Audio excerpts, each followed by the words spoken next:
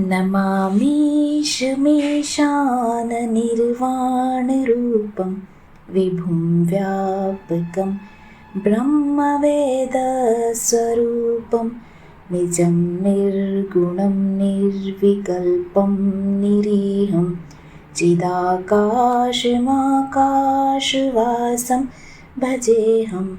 स्वागत आपका जय भोलेनाथ आध्यात्मिक कथाएं चैनल पर। आज की वीडियो में आप सुनेंगे मासिक शिवरात्रि की कहानी। आप हमारे चैनल से नए जुड़े हैं और इसे सब्सक्राइब नहीं किया है तो सब्सक्राइब अवश्य कीजिएगा। मासिक शिवरात्रि को भगवान शंकर की पूजा विधि विधान के साथ होती है। ऐसी मान्यता है कि जो लोग इस दिन शिव पूजन सच्चे भाव से करते हैं, भगवान शिव उनकी समस्त मनोकामनाएं पूरी करते हैं और शिव जी का उन्हें आशीर्वाद प्राप्त होता है। हिंदी पंचांग के अनुसार प्रत्येक माह की चतुर्दशी तिथि के दिन मासिक शिवरात्रि का व्रत रखा जाता है और यह व्रत देवों को देव महादेव को समर्पित है। इस दिन महादेव का रुद्राभिषेक करने से जीवन में आ रही सभी कष्टों से मुक्ति मिलती है। इस दिन भगवान शिव का विधि विधान से पूजन करना चाहिए। यह पूजन सूर्यास्त के बाद रात्रि के समय करना ही शुभ माना गया है। इस दिन व्रत रखने का भी विधान है और व्रत के दौरान मासिक शिवरात्रि की कथा अवश्य सुनी जाती है।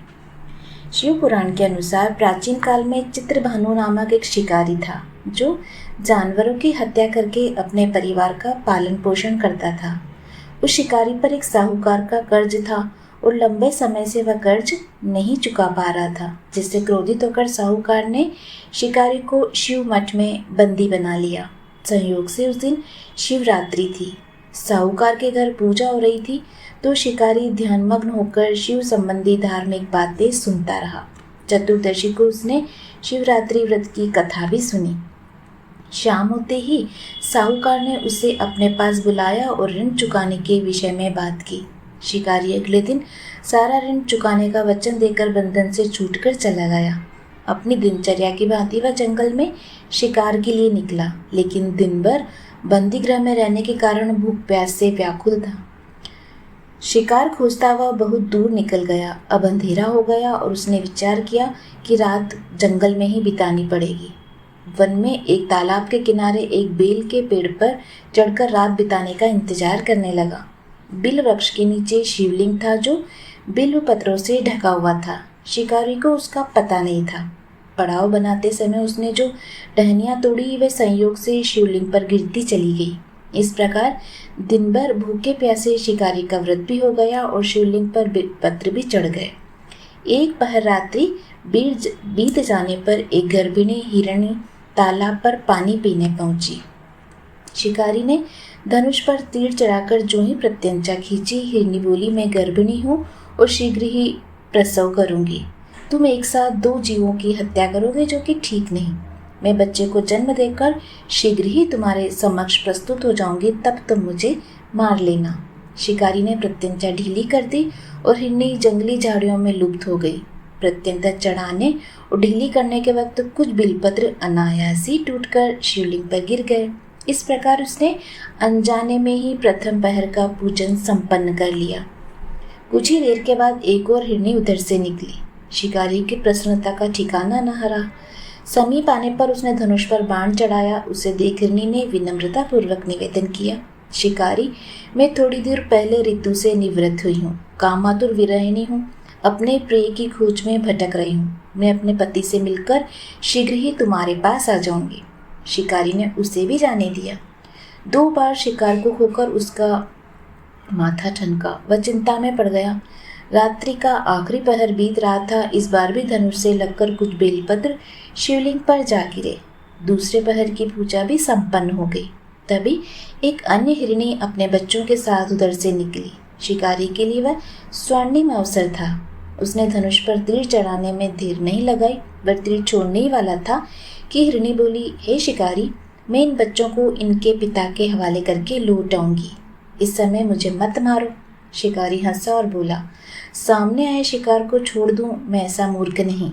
इससे पहले मैं 2 बार अपना शिकार खो चुका हूँ। मेरे बच्चे भूख प्यास से व्यग्र हो रहे हैं। उत्तर में हिरणी ने फिर कहा, जैसे तुम्हें अपने बच्चों की ममता सता रही है, ठीक वैसे ही मुझे भी।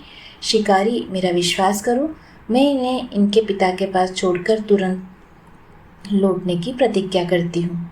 हिरनी का दीन स्वर सुनकर शिकारी को उस पर दया आ गई। उसने उस मृगी को जाने दिया। शिकार के अभाव में तथा भूख प्यास से व्याकुल शिकारी अनजाने ही पर ही बेल वृक्ष पर बैठा हुआ बेलपत्र तोड़ तोड़कर नीचे फेंकता रहा। पो फटने को हुई तो एक हष्ट पुष्ट मृग उसी रास्ते पर आया। शिकारी ने सोच लिया कि इसका शिकार तो मैं अवश्य करूंगा। शिकारी की तनी प्रत्यंचा देखकर मृग विनीत स्वर में बोला, शिकारी, यदि तुमने मुझसे पूर्व आने वाली 3 मृगियों तथा छोटे बच्चों को मार डाला है तो मुझे भी मारने में विलंब ना करो, ताकि मुझे उनके वियोग में एक क्षण भी दुख न सहन करना पड़े। मैं उन विरहण हिरनियों का पति हूँ। यदि तुमने उन्हें जीवन दान दिया है तो मुझे भी कुछ क्षण का जीवन देने की कृपा करो। मैं उनसे मिलकर तुम्हारे समक्ष उपस्थित हो जाऊंगा। मृग की बातें सुनते ही शिकारी के सामने पूरी रात का घटनाक्रम घूम गया। उसने सारी कथा मृग को सुना दी। तब मृग ने कहा, मेरी तीनों पत्नियां जिस प्रकार प्रतिज्ञाबद्ध होकर गई है, मेरी मृत्यु से अपने धर्म का पालन नहीं कर पाएगी। अतः तुमने उन्हें विश्वास पात्र मानकर छोड़ा है, वैसे मुझे भी जाने दो। मैं उन सबके साथ तुम्हारे सामने शीघ्र ही उपस्थित होता हूँ। शिकारी ने उसे भी जाने दिया। इस प्रकार प्रातः हो गई। उपवास, रात्रि जागरण और शिवलिंग पर बेलपत्र चढ़ने से अनजाने में ही पर शिवरात्रि की पूजा भी पूर्ण हो गई। अनजाने में की हुई पूजन का परिणाम उसे तत्काल मिला। शिकारी का हिंसक हृदय निर्मल हो गया और उसमें भगवत भक्ति का वास हो गया।